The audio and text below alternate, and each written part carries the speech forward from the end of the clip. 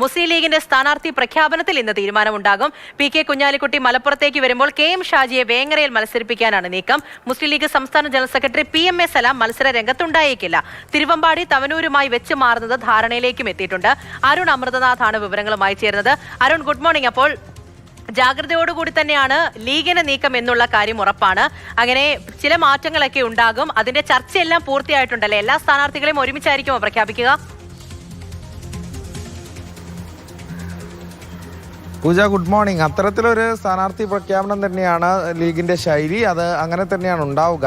പ്രത്യേകിച്ചും അവസാന നിമിഷങ്ങളിൽ പോലും അത്തരത്തിലൊരു അപ്രതീക്ഷിത നീക്കങ്ങളും ട്വിസ്റ്റും ഉണ്ടാകുന്നു എന്നുള്ളതാണ് ഏറ്റവും ശ്രദ്ധേയം. സാദിഖ് അലി തങ്ങളുടെ അത്തരത്തിലുള്ള ഗൃഹപാഠം നടത്തിയുള്ള ഒരു സ്ഥാനാർത്ഥി നിർണയമാണ് നമുക്ക് ഉടനീളം കാണാൻ സാധിച്ചിട്ടുള്ളത്. ആദ്യത്തെ ചോദ്യം PK കുഞ്ഞാലിക്കുട്ടി മലപ്പുറമോ വേങ്ങരയോ എന്നാണ്. മലപ്പുറത്തേക്ക് PK കുഞ്ഞാലിക്കുട്ടിയെ പരിഗണിക്കുന്നു. അപ്പോൾ വേങ്ങരയിൽ ആര് എന്നാണ്. അവിടെയാണ് KM ഷാജി വരുന്നത്. KM ഷാജിയും PK കുഞ്ഞാലിക്കുട്ടിയുമായി മുമ്പ് നിലനിന്നിരുന്ന അഭിപ്രായ വ്യത്യാസങ്ങളും അസ്വാരസ്യങ്ങളും ഒക്കെ രാഷ്ട്രീയ ചർച്ചയാണ്. അത്തരത്തിൽ രാഷ്ട്രീയ കൗതുകം കൂടിയുണ്ട്. KM ഷാജി PK കുഞ്ഞാലിക്കുട്ടിയുടെ പിന്തുടർച്ചക്കാരനായി വേങ്ങരയിൽ വരുന്നുവെന്ന് ഇന്നലെ മാതൃഭൂമി ന്യൂസിലാണ് ആദ്യം ഈ വാർത്ത പ്രേക്ഷകരുമായി പങ്കുവച്ചത്. അത്തരത്തിലൊരു സാധ്യതയാണ് ആദ്യം ഈ അവസാന മണിക്കൂറിൽ വന്നത്. ഒപ്പം തന്നെ തിരുവമ്പാടിയും പട്ടാമ്പിയുമായിരുന്നു നേരത്തെ ചർച്ചയിലുണ്ടായിരുന്നത്.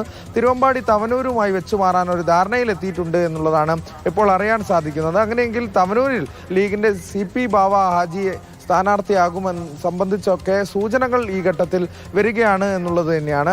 എന്തായാലും തവനൂരിൽ കോൺഗ്രസിന്റെ സീറ്റ് ആയതുകൊണ്ട് തന്നെ ഒരുപക്ഷെ കോൺഗ്രസിന്റെ സ്ഥാനാർത്ഥി പ്രഖ്യാപനം വന്നതിന് ശേഷം ലീഗ് സ്ഥാനാർത്ഥി പ്രഖ്യാപനത്തിലേക്ക് കടക്കാനും സാധ്യതയുണ്ട്. ഇന്ന് സ്ഥാനാർത്ഥി പ്രഖ്യാപനം ഉണ്ടാകാനാണ് നിശ്ചയിച്ചിരുന്നത്. ഒരുപക്ഷെ അത് നാളേക്കാകാനുള്ള സാധ്യതയുമുണ്ട് എന്നുള്ളത് തന്നെയാണ്. ഒപ്പം തന്നെ യുവ പ്രാന്ത്യം ഉണ്ടാകുമോ വനിതാ പ്രാന്ത്യം ഉണ്ടാകുമോ എന്നുള്ള ചോദ്യങ്ങൾ അവിടെ ബാക്കിയാണ്. യുവ സീറ്റുകളും വനിതാ സീറ്റുകളും വർദ്ധിപ്പിക്കുമെന്നുള്ളത് തന്നെയാണ് സാദിഖ് അലി തങ്ങളുടെ സ്ട്രാറ്റജി.